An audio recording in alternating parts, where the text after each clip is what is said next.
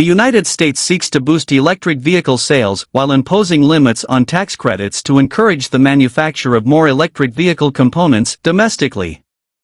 A clear indicator of the growing popularity of electric cars can be seen in the increasing number of these vehicles parked at charging stations across the country. However, the question arises, will the implementation of new regulations aimed at improving the production of electric vehicles in the U.S. have a negative impact on their sales? Analysts' reactions are divided.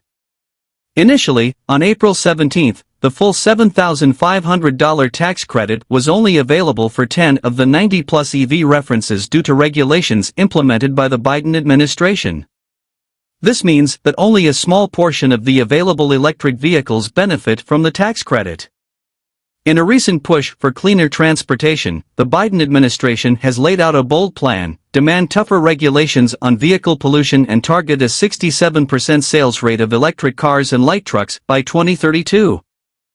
Although it may seem contradictory, industry experts believe that these unconventional vehicles are subject to measures that will not only incentivize consumers to go electric, but also boost domestic production of electric vehicles and their components. They want it all, said Stephanie Brinley in Michigan. According to Stephanie Brinley of S&P Global Mobility in Michigan, analysts disagreed on whether EV sales will be affected by tax credit regulations in the near future.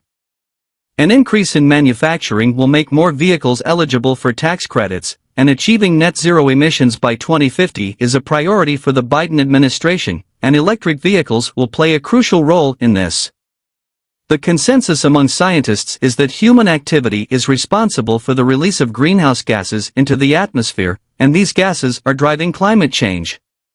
Carbon dioxide emissions, specifically from gasoline-powered cars, are the main contributors to greenhouse gas emissions. Transportation in the United States emitted the most pollutants in 2021, totaling 1.7 billion metric tons of carbon dioxide emissions, according to the Congressional Budget Office. This sector holds the record among all other sectors of the U.S. economy.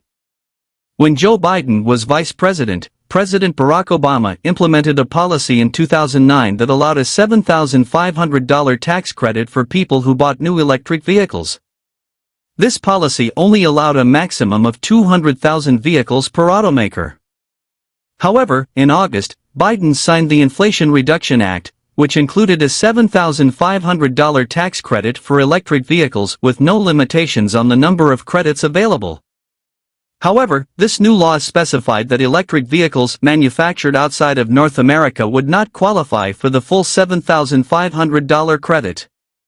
To reduce the eligibility of the tax credit, the Treasury Department issued regulations in April. These regulations now dictate that car batteries must contain a specific proportion of components and minerals sourced from the U.S. or from countries that have trade partnerships with the U.S. For our analysis, this means that Chinese vehicles will be outside the green plan of the Biden administration, which intends to outdo Beijing, which already has a certain advantage over the U.S. Likewise, the components and spare parts for these vehicles must be manufactured in the United States. Those who manufacture electric cars in the U.S. will not have access to this subsidy. If you like this type of news, subscribe to our channel and activate the notification bell so that YouTube sends you alerts when we publish a new video. And for today, we finish our report. We await your comments in this regard. And until the next show.